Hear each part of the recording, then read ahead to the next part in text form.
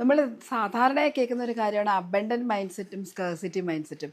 Still നിങ്ങൾ scarcity mind സെറ്റിലാണോ എന്നറിയാൻ ഈ 5 കാര്യങ്ങൾ ഞാനിപ്പോൾ പറയുന്നത് ഒരു ടെസ്റ്റ് പോലെ നിങ്ങളുടെ മൈൻഡിൽ ഒന്ന് വർക്കൗട്ട് ചെയ്ത് നോക്കണം. നമ്പർ 1, നിങ്ങൾ എപ്പോഴെങ്കിലും നിങ്ങളെ മറ്റുള്ളവരുമായിട്ട് കമ്പയർ ചെയ്യുന്നുണ്ടോ? ആ കമ്പാരിസൺ എന്ന് പറയുന്നത് നമ്മുടെ ബ്യൂട്ടിയിലാകാം, കഴിവിലാകാം, അല്ലെങ്കിൽ നമ്മുടെ പൊസിഷനിലാകാം, അതല്ലെങ്കിൽ നമ്മുടെ അസറ്റ്സിലാകാം, നമ്മുടെ ഫിനാൻഷ്യൽ കപ്പാസിറ്റിയിലാകാം, അല്ലെങ്കിൽ നമ്മുടെ റിലേഷൻഷിപ്പിലാകാം.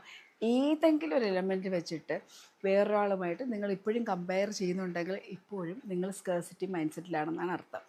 രണ്ടാമത്തെ പോയിൻറ്റ്, വേറൊരാൾക്ക് ഒരു നല്ല കാര്യം വരുമ്പോൾ, അല്ലെങ്കിൽ ഒരു സക്സസ് വരുമ്പോൾ, അല്ലെങ്കിൽ ഒരു സന്തോഷം വരുമ്പോൾ, ഇനി ലോട്ടറി അടിച്ചതെന്ന് വിചാരിച്ചോളൂ, അല്ലെങ്കിൽ ഒരു ഹ്യൂജ് എമൗണ്ട് ഓഫ് മണി കിട്ടിയെന്ന് വിചാരിക്കുക, അല്ലെങ്കിൽ വേറൊരാളുടെ ലൈഫിൽ നമുക്ക് അറിയുന്ന ഒരാളെ, നമുക്ക് വേണ്ടപ്പെട്ട അല്ലെങ്കിൽ നമുക്ക് പരിചയമുള്ള ഒരാളുടെ ലൈഫിൽ ഒരു വലിയ ഒരു സർപ്രൈസ് ആയിട്ടുള്ള ഒരു ഗ്രോത്ത് ഉണ്ടായെന്ന് വിചാരിക്കൂ.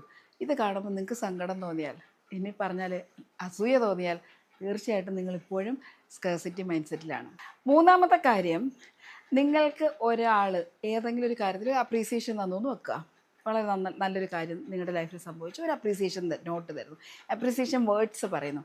അതല്ലെങ്കിൽ നിങ്ങൾക്കൊരു ഒരു അത്ര വലുതല്ലാത്ത എന്നാൽ സന്തോഷം തരുന്നൊരു കാര്യം സംഭവിച്ചു, ലൈഫിലുണ്ടായി എന്ന് വിചാരിക്കുക. പക്ഷെ അത് എക്സ്പ്രസ് ചെയ്യാൻ ഡിലേ ചെയ്താൽ, അല്ലെങ്കിൽ അതിൻ്റെ സന്തോഷം പ്രകടിപ്പിക്കാൻ ഡിലേ ആക്കിയാൽ, അതായത് നമുക്ക് വേണ്ടപ്പെട്ടവരോട് കുറച്ച് കഴിഞ്ഞിട്ടേ പറയുള്ളൂ. ചില സന്ദർഭങ്ങളിൽ അത് പറയുക പോലും ഇല്ല. ചില സന്ദർഭങ്ങളിൽ ഒരാളൊരു വലിയ കാര്യത്തിൽ നമ്മൾ അപ്രീസിയേഷൻ തരുമ്പോൾ നമ്മൾ അതൊരു ഇറ്റ്സ് ഓക്കെ എന്നുള്ള മൈൻഡിലെടുത്തിട്ട് അതിന് റിപ്ലൈ കൊടുക്കാതിരിക്കില്ല. അതായത് ജോയ്, അതുകൊണ്ടുണ്ടാകുന്ന സന്തോഷത്തെ ഡിലേ ചെയ്യുകയാണെങ്കിൽ ഇപ്പോഴും നിങ്ങൾ സ്കേഴ്സിറ്റി മൈൻഡ് സെറ്റിലാണെന്നാണ് അർത്ഥം. ഇനി നാലാമത്, നിങ്ങൾക്ക് ആരെങ്കിലും നിങ്ങൾക്കൊരു ഗിഫ്റ്റ് തരുന്നു എന്ന് വിചാരിക്കുക.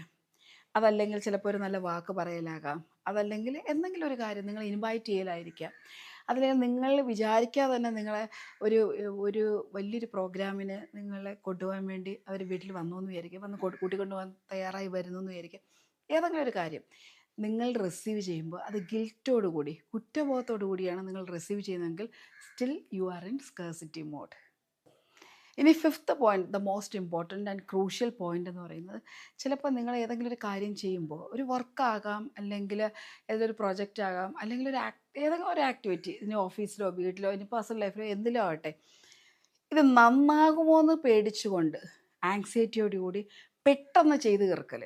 ഇനി ഒരു ടോക്കാണെങ്കിൽ പോലും നമ്മൾ വളരെ പെട്ടെന്ന് എങ്ങനെയെങ്കിലും അത് ഫിനിഷപ്പ് ചെയ്യുക, എങ്ങനെയെങ്കിലും അത് തീർക്കുക, ആ രീതിയിൽ റഷ് ചെയ്ത് ഫിനിഷ് ചെയ്യാൻ പേടിയോടുകൂടി നിങ്ങൾ ചെയ്യുന്നുണ്ടെങ്കിൽ ഉറപ്പായിട്ടും you are in scarcity mode. So ഈ 5 കാര്യങ്ങളൊന്ന് വർക്കൗട്ട് ചെയ്ത് നോക്കുക. അങ്ങനെയാണെങ്കിൽ എത്രയും പെട്ടെന്ന് ആ മോഡ് ചേഞ്ച് ചെയ്ത് അബണ്ടൻസ് മോഡിലേക്ക് വരൂ. Thank you so much.